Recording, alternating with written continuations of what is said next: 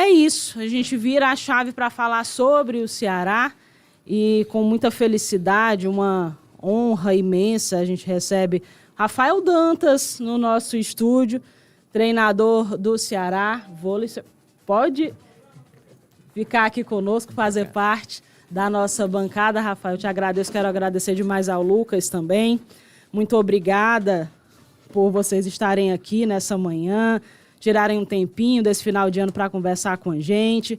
Rafael Dantas, técnico do Ceará Vôlei. E eu já quero começar, Rafael, te perguntando, mais uma vez, te agradecendo pela presença, te perguntando sobre esse ano de 2025, sobre mais uma temporada, muitas expectativas, muitos sonhos a serem realizados. O que você pensa? O que aconteceu de positivo? O que você pode falar para a gente desse ano? E se apresente também, por favor, para esse torcedor do Ceará tão apaixonado pelo futebol, para que também possa conhecer mais um lado, né, esse outro lado do Ceará Esporte Clube. Primeiramente, agradecer o convite, a oportunidade de estar falando um pouco do nosso esporte aqui, né? De estar apresentando para o torcedor um esporte diferente do futebol, né? E que a torcida cada vez mais abrace esse projeto, que aí a gente vai fazer jus, né, ao investimento que é feito e dar a contrapartida que o clube merece. No vôlei é um pouquinho diferente do futebol, a temporada é de um ano para o outro, né? Então esse 2025 tem duas pernas. Tem a finalização da primeira participação na Superliga B, que a gente considera uma participação exitosa no primeiro ano, né? A gente ficou em 6º lugar, foi os playoffs. A gente acredita que honrou muito o escudo do Ceará. A gente fez um jogo muito duro no nosso primeiro confronto de playoffs. Infelizmente a gente não passou, mas foi um ano de muito aprendizado, né? Para nessa nova temporada agora, 25, 26, que a gente já começou muito bem, 4 jogos, 3 vitórias, uma derrota fora de casa de 3-2, onde a gente pontuou. Essa primeira temporada foi muito proveitosa para o aprendizado, para saber montar melhor o elenco, saber gerenciar as questões de logísticas, né, horários de viagens, divisão de treinamento, maior investimento na preparação física. E eu acredito que esse ano a gente está mais preparado do que a primeira participação e a gente quer um resultado melhor. Perfeito, Rafael. Foram 4 jogos, 3 vitórias. Você já falou sobre alguns detalhes que foram corrigidos para essa temporada, por isso vocês têm, claro, toda a possibilidade de pensar no acesso, de pensar em algo maior para esse próximo ano, e vocês vêm de vitória, mas não tem nem o que respirar, porque dia 6 já tem outro jogo importante. Isso, dia 6 a gente joga em São Paulo, a gente sai de Fortaleza no dia 5 de madrugada, então a gente já é uma questão estratégica da gente fazer com os jogadores, acordar mais cedo, dormir bem, para não sentir tanto a viagem. Na realidade é interior de São Paulo, né? Então essa logística é sempre complicada para a gente. Ano passado a gente sofreu muito nos jogos fora de casa, e a primeira situação assim, que eu penso, você tem um problema, não adianta você se queixar dele. Como é que você vai minimizar esse problema, né? Então a gente tem tido estratégias diferentes do ano passado, como essa de acordar no domingo muito cedo, fazer uma atividade para as atletas dormirem cedo e já chegar no aeroporto com o tipo sono em dia, né? Já fez parte. No primeiro jogo, que foi em Chapecó, que foi uma viagem difícil, né? Interior de Santa Catarina, deu super certo, não foi uma questão física, né? Foi mais ali uma questão de entrosamento ainda, o início do trabalho, a gente ainda está se conhecendo, é um time praticamente novo, então a gente já estreia com 1 mês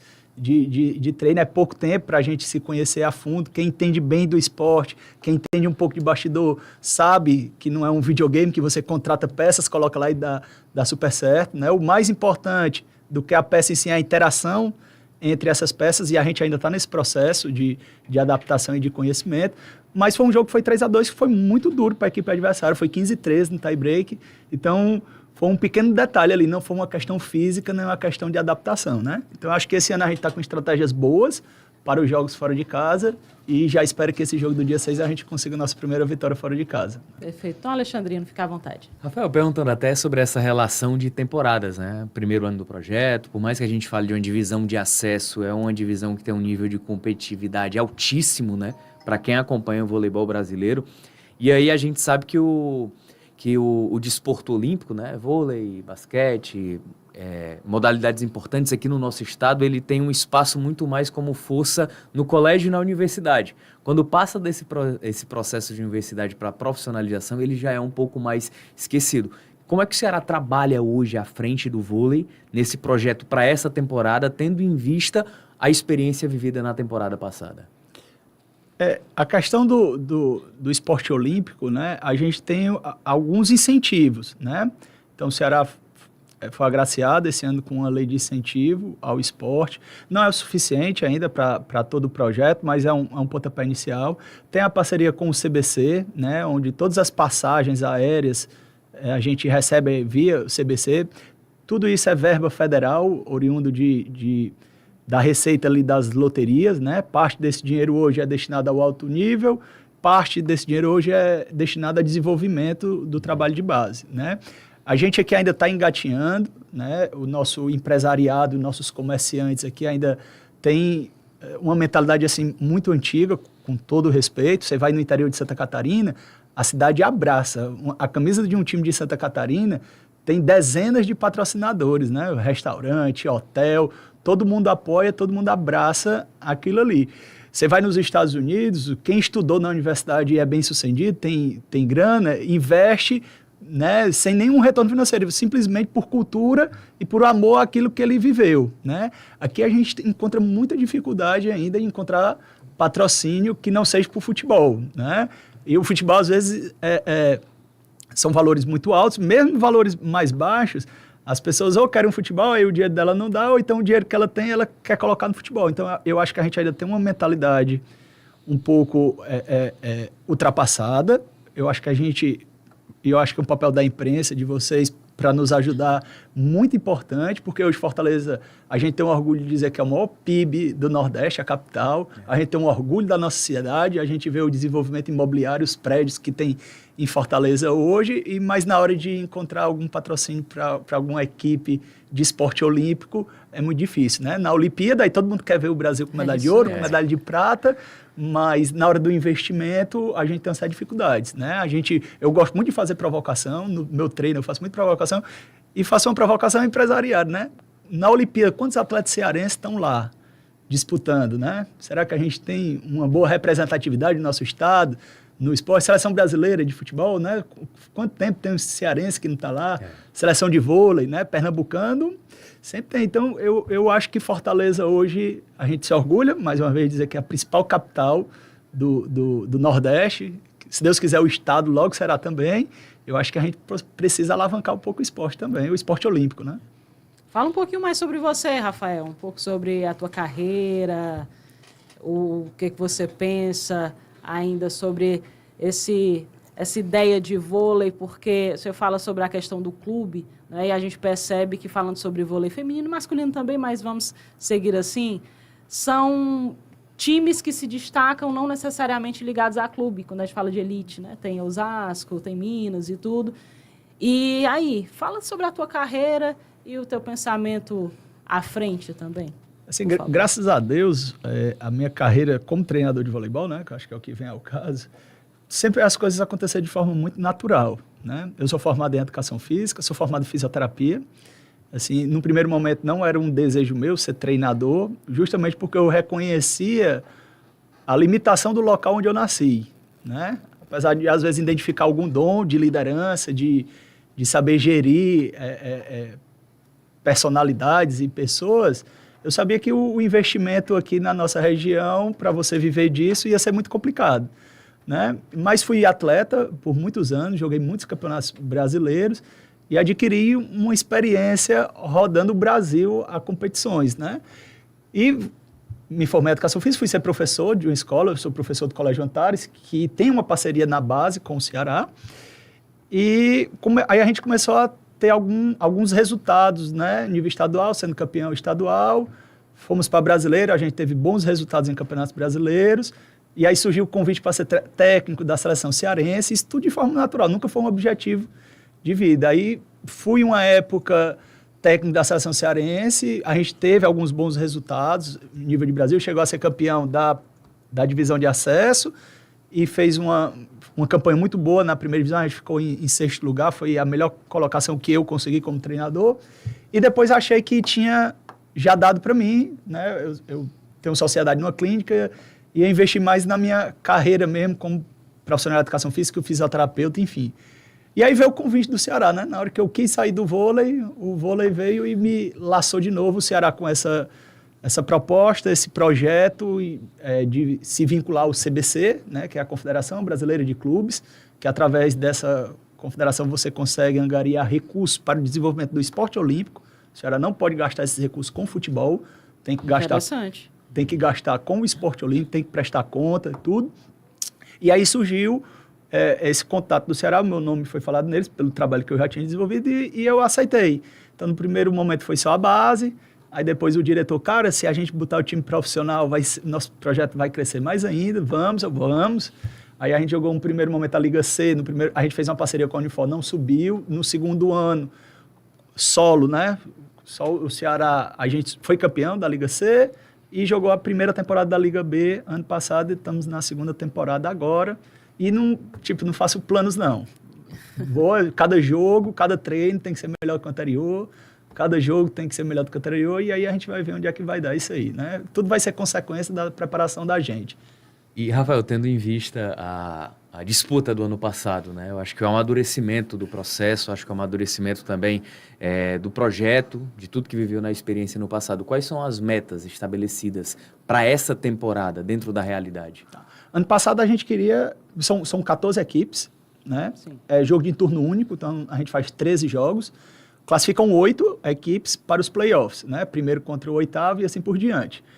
Ano passado a nossa meta era ficar entre as 8 para jogar playoffs, né? A gente ficou em sexto, cruzou contra o quinto, se eu não me engano, contra o quarto. Acho que terceiro, desculpa. A gente cruzou com o terceiro ano passado, fez um jogo muito duro, a gente cresceu muito durante a competição. Pra você ter ideia, a gente cruzou com São Caetano ano passado. A gente perdeu lá em São Paulo para eles, na fase classificada, 3-0, a gente nem andou. Foi feio, inclusive. O vestiário pegou fogo depois do jogo. Aqui em casa a gente perdeu pro São Caetano, mas perdemos 3-2 com 15-13, 16-14 no tie-break. A gente teve bola para vencer o jogo, né? E lá foi 3-1 também um jogo duro. Então a gente cresceu na competição. Agora o time já muito desgastado e com poucas peças de reposição. Esse ano foi uma coisa que a gente quis corrigir bastante, ter peças de reposição, porque as atletas não são robôs, né? Elas se desgastam, elas se lesionam. E acredito que a gente tenha corrigido isso bem.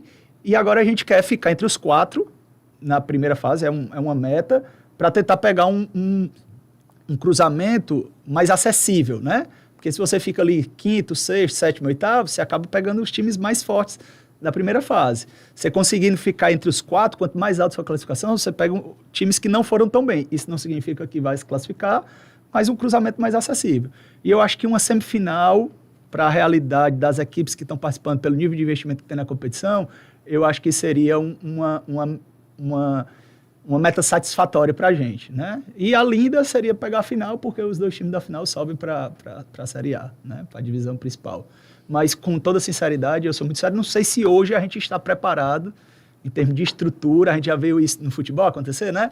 Um time de surpresa sobe ali para A, não está pronto e acaba descendo. Então, não sei se hoje a gente está preparado para jogar uma A, né? Eu acho que a gente tem condição de subir, sim, né? Porque não tem nenhuma equipe assim que está muito à frente das outras. Mas a gente tem que ter essa consciência, que em caso a gente subir, a gente vai ter que correr muito, muito mesmo. Porque a gente ainda não está pronto para isso, não.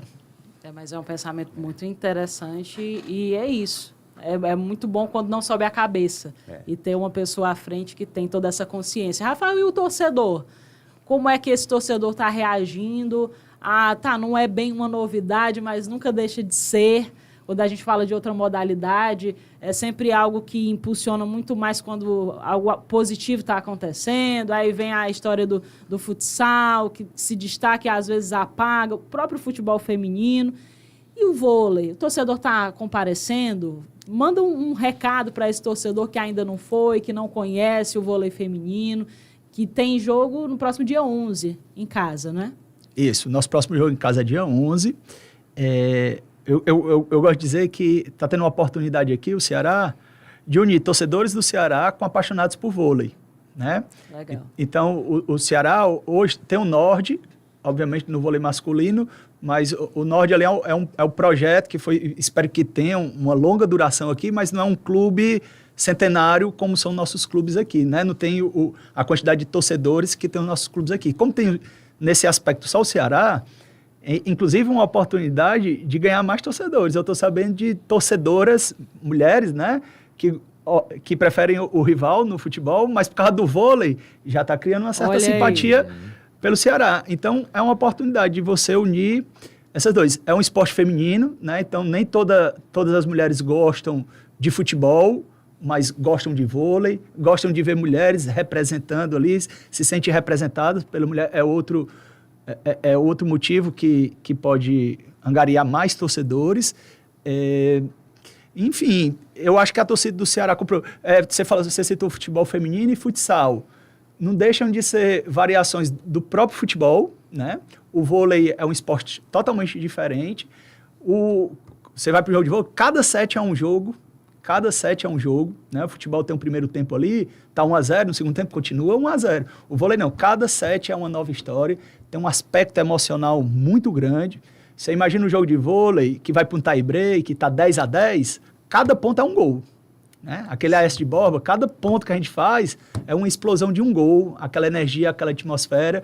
Então, é um programa para a família, né? Para as crianças, que tem absoluta segurança dentro do ginásio. Então, assim, eu acho que tem tudo, sou suspeito para falar, mas tem tudo para que ele está sempre cheio, né? É uma programação diferente e para quem gosta de esporte, né? Para quem gosta dos valores do esporte, tem que ser valorizado. Fortaleza hoje é uma capital com 2,5, 3 milhões de pessoas, né?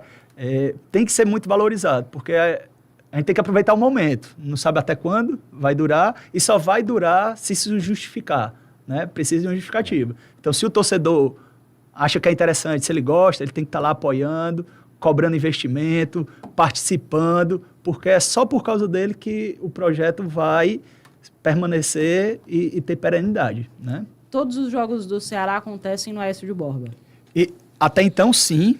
Esse próximo jogo do dia 11 não está com local definido ainda, porque vai ter jogo do Campeonato Cearense de Futebol no PV.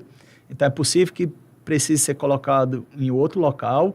Mas nas nossas redes sociais, até aproveito o momento para já pedir para o pessoal seguir, que é Ceará Vôlei, super simples, no Instagram, lá tem todas as informações. Não só do vôlei feminino, mas também do tudo. vôlei de praia. É tudo. Ceará Vôlei lá tem todas as informações. Nesse momento, o voleibol feminino está mais em alta lá, porque está durante a temporada. Sim. A base está parada, a praia também está parada, mas tem todas as informações o que tange o voleibol do Ceará, mas vai ter a informação de onde vai ser, como é que é ingresso, tudo o pessoal pode acompanhar lá pelo Instagram, né? A gente ainda não sabe, mas com certeza vai ter casa cheia. Com certeza, a gente espera. Principalmente se a gente trouxer um bom resultado lá de São Paulo. Isso é, a gente espera e torce demais. Então, a média tem sido muito boa de procura, de torcida, principalmente por essas vitórias, né? 3 vitórias em 4 jogos, o torcedor ele tem chegado mais forte? Tem. A média de público do ano passado foi em torno de 1.000 torcedores, que é praticamente a capacidade do AS de Borba.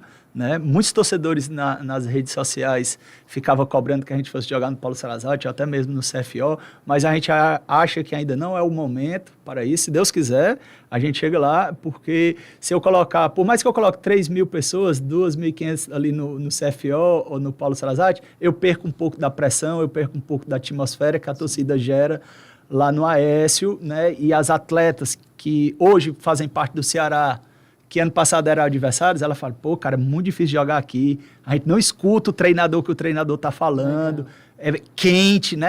É uma atmosfera, além do clima, aquela atmosfera daquela torcida faz ficar mais quente ainda, então isso são todos pontos que nos favorecem e a gente não quer perder isso, né? Se chegar um momento que a procura realmente está muito grande, aí a gente pode pensar em um local maior, mas a gente tem que fazer esse fator casa que nos ajudou tanto ano passado e continua ajudando esse ano, permanecer essa pressão e essa atmosfera que é criada lá na Oeste de Borba. Né? Perfeito. Rafael, muito obrigada.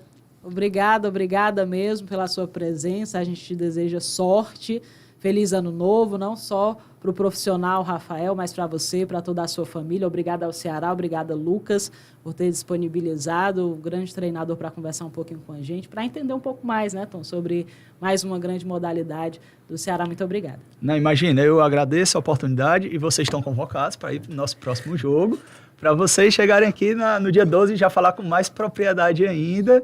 E a gente precisa de público, a gente precisa de pessoas comprando esse projeto, que eu acho que é importante para a cidade, é importante para o esporte. E, como eu disse, a gente só vai conseguir manter isso com repercussão, com mídia, com torcedores lá empolgados, como a gente é empolgado com isso tudo. Perfeito, muito obrigada.